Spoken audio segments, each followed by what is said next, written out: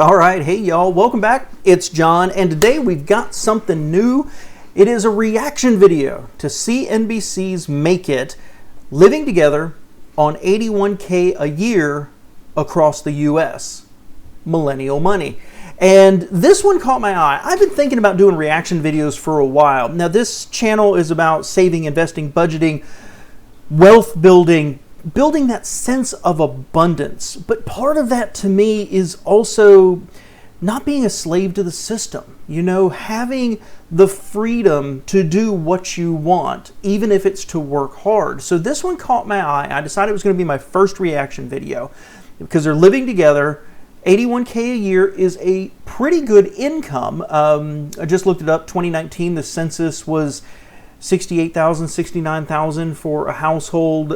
Married couple was about 108. So this is pretty good. And across the U.S., I find myself wondering if this couple doesn't live remote and travel a lot. They're not focusing on their house, I guess is what I'm saying. So I'm curious to see what it is. So why don't we jump into liking the video for me. If you haven't, be sure to subscribe. I would appreciate it. And if you haven't, be sure to download Webull and get your free app when you sign up and make your first $100 deposit. It's like free money, guys. There's no reason you shouldn't do it. So anyway, let's jump into the video.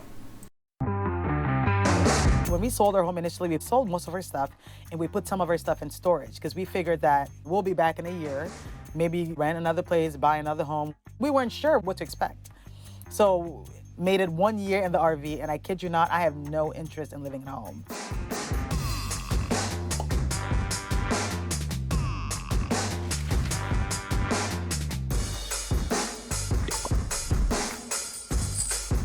I'm Karen. So I don't know. Is 41 still a millennial? I don't know. Millennials have a bad rep. I admit they do a lot of these millennial money videos, and they're all really cool. But millennials kind of have a bad rap. You know, they have a bad reputation. They have for about 10 years now. But the fact is they are turning out to be an incredibly wealthy block of our society, buying houses, building wealth. They just have different priorities than, maybe their parents or their grandparents did. But they still work hard. They've got this bad rap, and I like that they focus on millennial money, showing them being successful, maybe doing things just a little bit different. I'm 32 years old. I am Sylvester Akpan, and I'm 41 years old. We make around $81,000 a year traveling around the country in our RV. And we are currently in Savannah, Georgia. Okay, so I just want to say I absolutely adore Savannah. Now, if you don't know from the accent, I'm from the South. Just north of Savannah, I don't know, an hour and a half, 2 hours, something like that, is Charleston, South Carolina, a historic, beautiful, the city of churches, and one of the best places in the world to live, especially if you love food and wine scenes. Savannah, to me, is a close second for living in the South. It is beautiful, it is historic, it's much more affordable than Charleston in most ways, and it's a fantastic place. I mean, the only real downside to it is it's hot. It's just hot.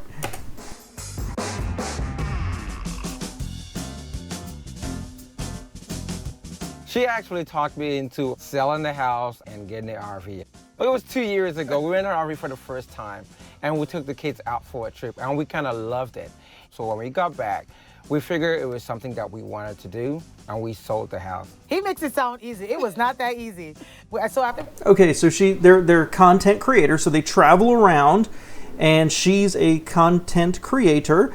They had houses in California and sold them to buy an RV. Now, RVs are not cheap. I don't know how much one would be now. Aren't they $60,000, $70,000, $80,000, something like that? But housing in California is so crazy. It's not uncommon for people to walk away with multiple six figures of appreciation, right? And they said they sold 2. So I imagine they got a nice little chunk of money to get started with. I'm curious if they expand on that. Was one a rental, or how did it work exactly? But so content creators, living a digital lifestyle. We got back, it was a lot, with the bills. California is really expensive. Our mortgage, honestly, was really, like, it was like $4,200 to be honest with you. $4,200. That's unbelievable. I mean, 4,200 times 12, 48. So you're talking about $50,000 a year, and they're making $81,000 now. So they must have been making substantially more beforehand to have been able to afford a house with that kind of mortgage. That's just insane to me. It was a lot. We were house poor. That's the honest truth. It was not the best decision for us. So I figured, why are we living this life over and over trying to keep up with all this? Why not just sell the house and buy an RV and then pay off our debt? So we sold our home, bought the RV, and then last year we paid off all our student loans, paid off all our debt, and it's just been so freeing. Thank you. It's one of the things I preach, and it's right here next to me in this book. Oh, you'll notice I just cleaned off over my shoulder. One of the books, the Dave Ramsey books, is Get Debt Free First, people. Build yourself a reserve fund, but then start rolling money into debt as fast as you can. If you've got something that's got a $20 a month payment and you pay it off, roll that $20 into the next one. Pay it down as fast as you can. Pay down your student loans. Now, these guys, they've taken maybe a slightly more extreme approach to it than you or I would by selling their house and living in an RV, but they're following the same basic principles that I talk about, which is get debt free. Live without that debt hanging over you like a weight, and you'll be amazed at how freeing it feels.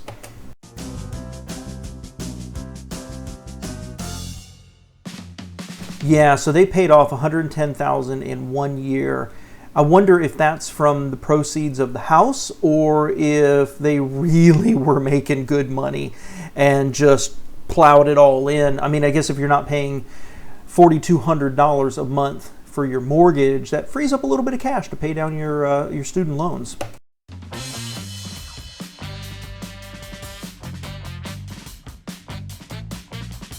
We started the blog because we wanted to tell people how we were able to share how we traveled on a budget. Because we started doing a lot of international travel with our son. And so a lot of people always ask, like, how do you guys do it on a budget? So a friend of mine said, if you have a blog, because I had no idea what a blog was, she said, if you have a blog, you can write it on there and then people can just go read it. And so I said, hey, why not? So I started writing about budget travel because, like, when we got married, we didn't have a lot of money.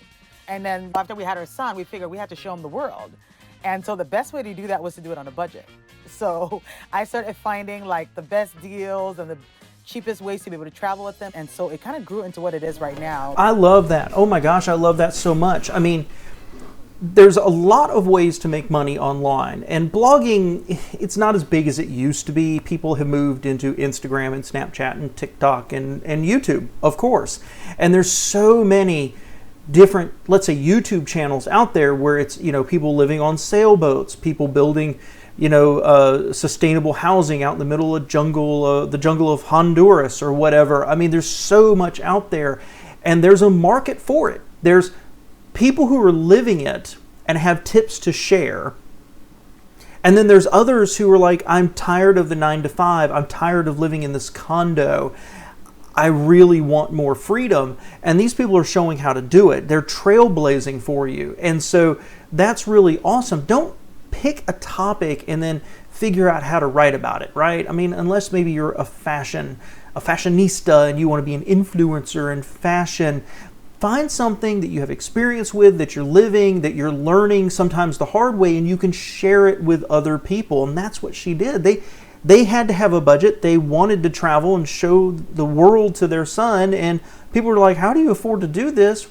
We'll tell them. And guess what? There's a market out there. There's an audience waiting for you to go share your information with them. So we make money several ways on the road. One way is through ad revenue from our blog. Another way is through ad revenue from YouTube. We don't post as much, so it's really a small part of our income. Okay, so many people dream of blogging or running a YouTube channel and building up a substantial income from it, and that's a, quote, small part of their income. Let's see. I'm freelance writing for websites like The Points Guy, as well as Campendium, and also Camping World. So freelance writing around topics like family travel, RVing with kids, and things like that. But our biggest is creating content for brands on Instagram. TikTok also, we didn't see this coming. It just Oh man, I love that table. They had Tillamook right there. If you haven't tried their ice cream, go try it. I mean, seriously, it's a little more expensive and it's worth every single penny. And then they had a couple of Instapots. Absolutely love those things. They're miracles in my opinion. So they're still making their money through social media.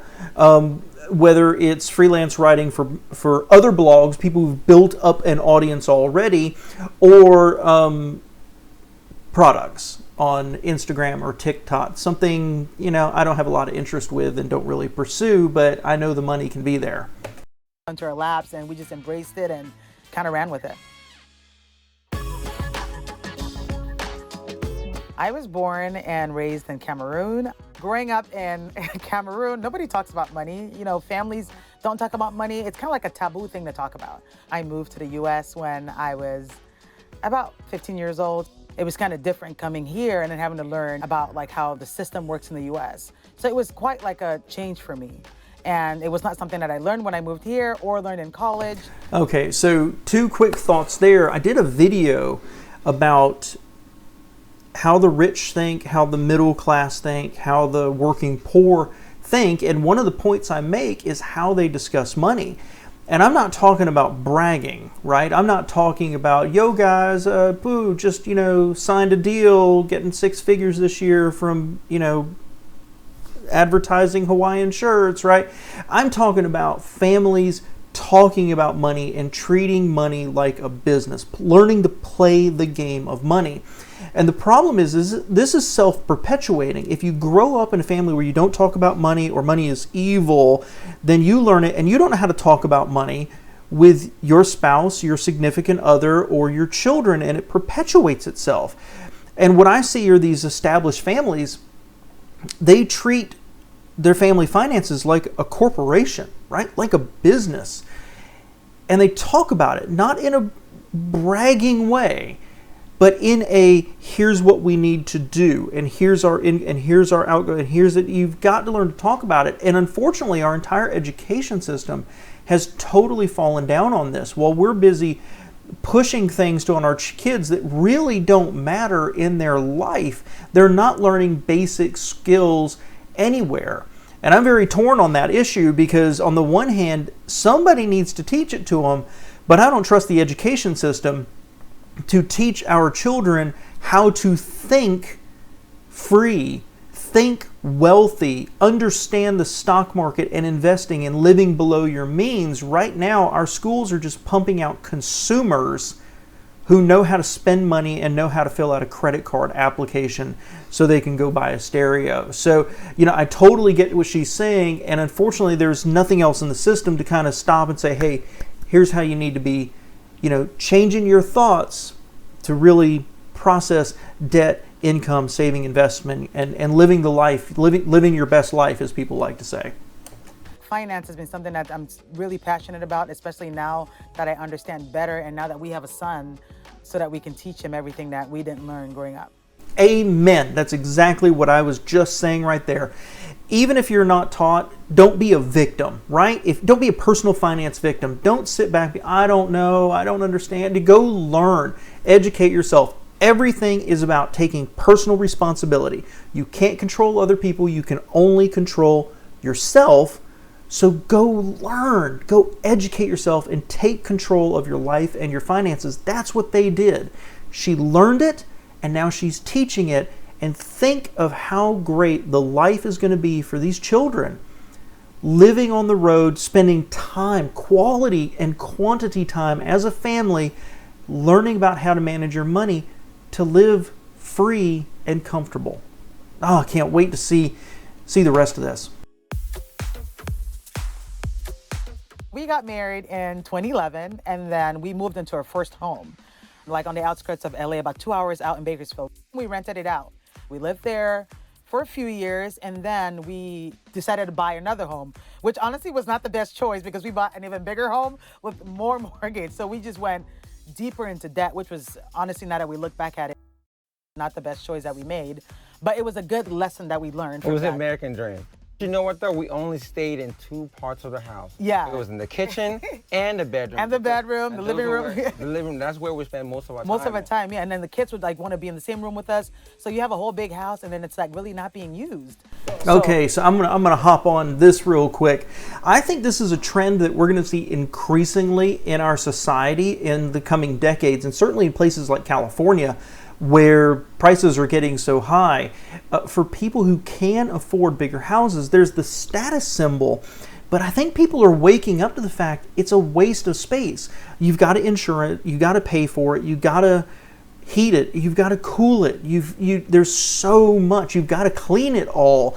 I think we're going to see a trend to smaller homes. I'm not sure everybody's going to buy an RV, but I think we're going to see a trend to purposefully smaller homes, not just I can only afford 1,000 square feet because I want to be closer to the city, but purposefully I don't need 5,000 square feet. I can get by with 2,500 or 2,000 or 1,800. I think that's a trend we're going to see, and these people saw it and woke up.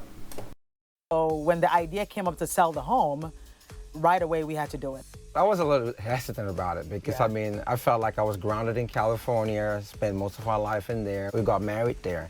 So she talked me into like getting an RV and hitting the road. I kind of jumped in. So living in an RV for us has honestly been the most amazing thing for a family. Wait a minute. How do they live on $81,000 a year and their budget is $11,000? That'd be $131,000, $133,000 a year, something like that over a month or over a year. We spend so much more time together. We're more relaxed. Okay, so they are investing $9,000 a month. That is, if I'm reading that correct, that is absolutely astonishing. I don't understand how it's $81,000 a year unless it's after investments or something like that, but that's astonishing. So let's look at the rest of this. Honestly, we're happier. We spend about $300 a month on groceries. It's just both of us, and then our 8-year-old and then our niece and nephew join us. So when they join us, sometimes we go over our grocery budget. For us, a typical week varies a lot. If it's a week that we travel, we're usually in a new state or a new city. When we visit, we explore, we find out what are the best places to eat, because we like to try like local foods or what's kind of like in the area. So we'll do that, and then we'll find something to do there that the kids like to do or that we enjoy doing. We'll get out, do some hiking, biking. We love to do outdoor activities a lot. I feel like living in an RV has made us, like love the outdoors even more. Then we also do some work, and we have an 8-year-old who's homeschooled. There are times when I feel like, I'm working and I'm like, oh, I can't get anything done because I'm getting distracted, because Aiden's here like jumping around, and then like Sylvester's here like asking me a question. So sometimes I'll just like, go somewhere like maybe like a coffee shop or maybe like the front desk of the RV park and just sit down. Yeah, I mean, you can't, she lives in an RV with her family, her 4 children. You can't blame her for wanting to go spend $5 on a coffee just to get away for a few minutes. I'm there to get work done, or I just sit outside. So our business has several expenses. We have a virtual assistant that we pay that helps us with like admin stuff. Okay, so travel $3,000, that's not a surprise. I mean, some of that is, especially if they're still traveling internationally, they've got the RV, right? they travel, that's what they do. Virtual assistants, $2,000. That sounds a little high, but if they're filming and they have to hire people to help, that makes a lot of sense. And then hiring a photographer or videographer, that makes sense too. Those numbers seem a little high, but it's all part of the business expense for them. Food for ad campaigns.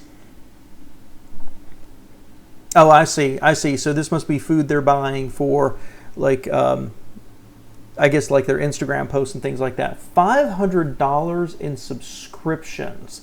I imagine that they've got, RV magazines or travel magazines or whatever it is, but that's interesting. We also have like some writers. We have All right, so let's break this down. Shopping $250. That, for traveling to new cities and looking around. Now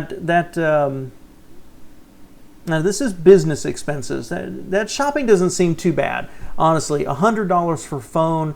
There's 2 of them probably on a shared plan. Yeah, I get that. And then Wi-Fi, probably using their phones for their Wi-Fi. Nothing here really jumps out at me. Subscriptions too that we sign up for. One of them, like I love a lot, it's like Boomerang, which helps us with our emails.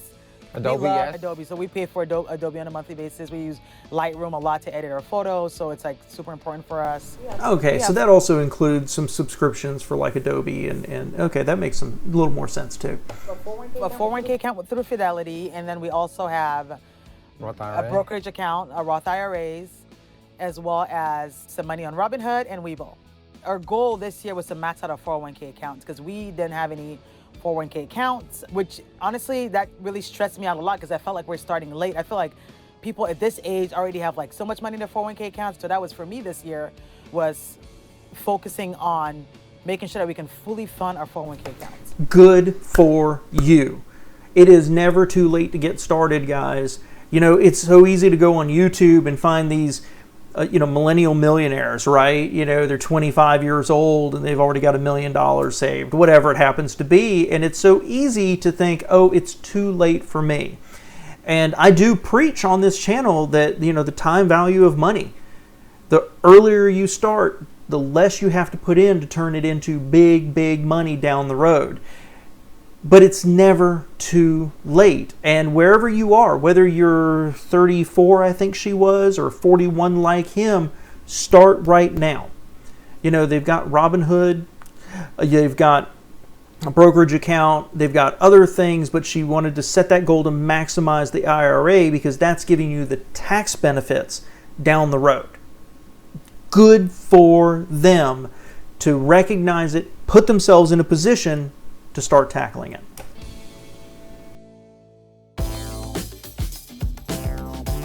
So we found an RV on Facebook Marketplace. I think he had it listed for about 15 or so, and we talked him down to 14,000. And so we went there, saw it, and then just like paid him the money, and then took the RV without like really knowing anything about it. So we spent like a couple of thousand doing renovations inside, like painting, changing the countertops. Look at that kitchen, guys. I mean, honestly, $14,000 for Facebook Marketplace, used RV. That counter is beautiful. Nice hardware here on the faucets in front of a window, nice little shade. I mean, this is a really nicely decorated RV. I mean, I think RVs and trailers are just wonders of packaging to begin with, but they can look very sterile. This is beautiful, even like the subway tile, probably fake, backsplash. This is really, really nicely decorated and looks like a little home. And it looks like a very contemporary little home. Even the cabinet here on the right, it's got glass on it. And then they've got, well, it looks like it's got glass on it. Well, maybe it doesn't. It's just an open cabinet. They've got some plants in there. This is really, really nice. And again, looks like a little home. Microwave oven, AC. We also bought a lifetime membership pass for 1,000 Trails, which allows us to park our RV in any of the 1,000 Trails parks, but we have to move every 3 weeks. We spend about $600 on gas a month? Yeah. And then we have a Jeep that the RV tows. So when we're driving the RV from place to place, we're only driving the RV, but when we get to where we're going to, we unhook the car and then drive the car around. When we travel out of the country, we leave our RV at the RV park. So we just lock it up and then we leave and then come back, and we've never had any issue at all. Most RV parks are gated community and they have security that drive around, so it's pretty safe. Every month, I would say we spend maybe $3,000 on travel. But good thing that some of it is counted as a business expense, so that kind of helps out a little bit. We don't have an insurance plan. So for medical care or dental care, we do go out of the country. Sometimes it makes me nervous not to have insurance, to be honest with you. I've looked at plans. We've considered getting it, just kind of getting a lower plan and then kind of paying for it. Just in case. Just in case we need it or something happens. Yeah, see, I feel for him. I really do. 10 years ago, something like that, a very basic plan for me would have been $99 a month. And then when they came out with the Affordable Care Act, they raised the minimums, and it jumped very, very quickly. And the last time I priced it, it was something like $500 a month for me. So I'm fortunate that I'm actually on my wife's insurance, but right now it's just so expensive that if I had to, I could not have a complete medical plan. It's just, it'd be over $6,000 a year. That's really, really dangerous. I mean, they've got the kids, and both of them, they're not old, but they're going to be getting up there, and it's not for being sick, right? You think about COVID, this could have been an issue, but it's for the unexpected. It's for accidents, things like that.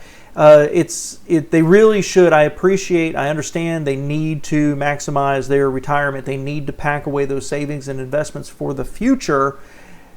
But gosh, they need to try to get maybe like just a catastrophic health care, something for prevent them from going entirely bankrupt. But, maybe one day our politicians will get off their tails and actually address this. In 10 years, I see us retired, also watching Aiden grow.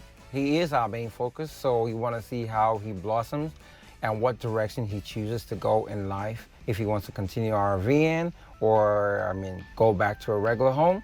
Oh my God, that's right. He'll be 18. I just realized that. Oh my Why are they focusing on the one kid so much? What about the other two? God. 10 years, so, it's something to watch for. So I'm hoping that in 10 years, we can retire with at least like $2 million in assets. And Aiden, he says he wants to be a millionaire when he turns 13. I don't know how possible that is, but he has a Roth IRA because he works in the company as well, so we're able to put money away for him. He also has like a UTMA account where he can put money away. And he has stocks too. And stocks too. That he buys by himself. So we're really believing in the power of compound interest to kind of work in our favor to get us to where we need to get to.